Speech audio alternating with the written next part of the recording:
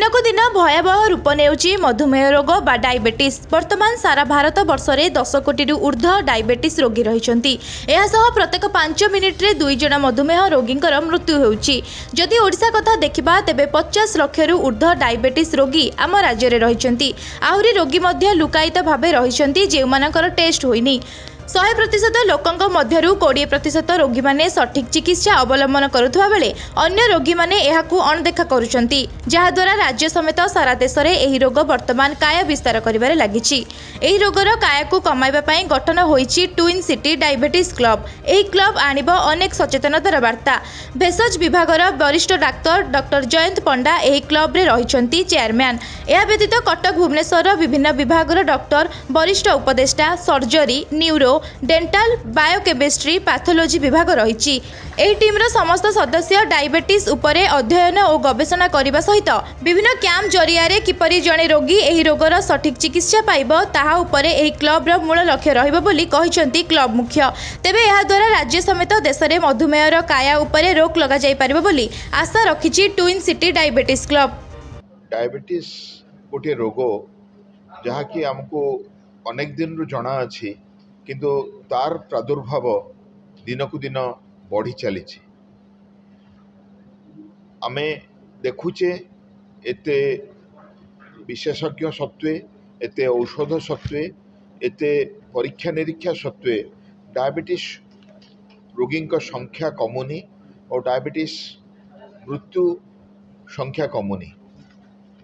वर्तमान जो data publish करिछि ICMR इंडेप्थ स्टडी सेठी देखा जाइछि जे पाखापाखि 10 कोटी रु ऊर्ध्व डायबिटिक भारत वर्ष रे अछंती। आउ प्रत्येक 5 मिनिट रे हमर पाखापाखि 2 जन डायबिटिक रोगींकर मृत्यु होउछि। आउ सेही 5 मिनिट टाइम भितरे 2 जन डायबिटीज रोगी एड होउचंती डायग्नोसिस रे।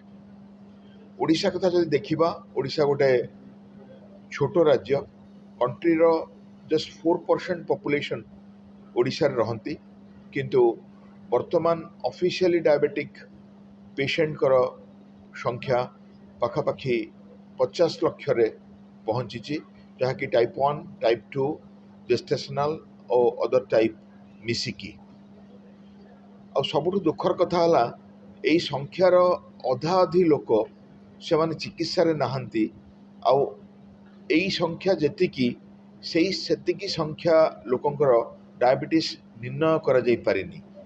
आमे ओडिशा रे 50 लाख डायबिटीज रोगी को जानिचु, माने आउ सेमिति 50 लाख रोगी थाई पारंती जो मानकर परीक्षा हेनी और जना जाइनी।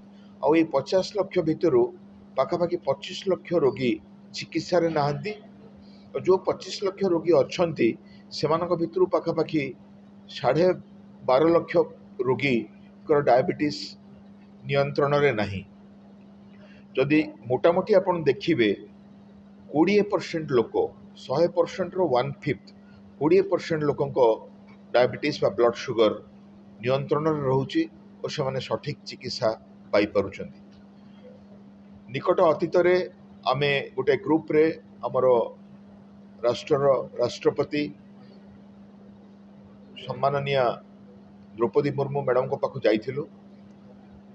से बहुत चिंता प्रकट कले जे एई जो लाइफस्टाइल हमर रहिछि, आमे सठिक खाद्य खाऊने, आमे व्यायाम करूने, हमर मानसिक चिंता बढ़ी बढ़ी चलीछि। आमे निजर स्लीप आवर रो निद्रा समय रो समय बंचौचे। स्क्रीन टाइम बढ़ी चली, कंप्यूटर टीवी मोबाइल बढ़ी चली और डायबिटीज मृत्यु निकट को आसुची। डायबिटीज रोगी संख्या बढ़ी चली। मैडम प्रेसिडेंट निजे आग्रह प्रकाश कले जे डायबिटीज प्रिवेंशन पई गोटे प्रोजेक्ट रे से निजे वार्ता देबे आउ पूरा देश रे एमिति गोटे योजना आरंभ हबो जोठी कि आमे डायबिटीज को प्रतिहत करि परिबो।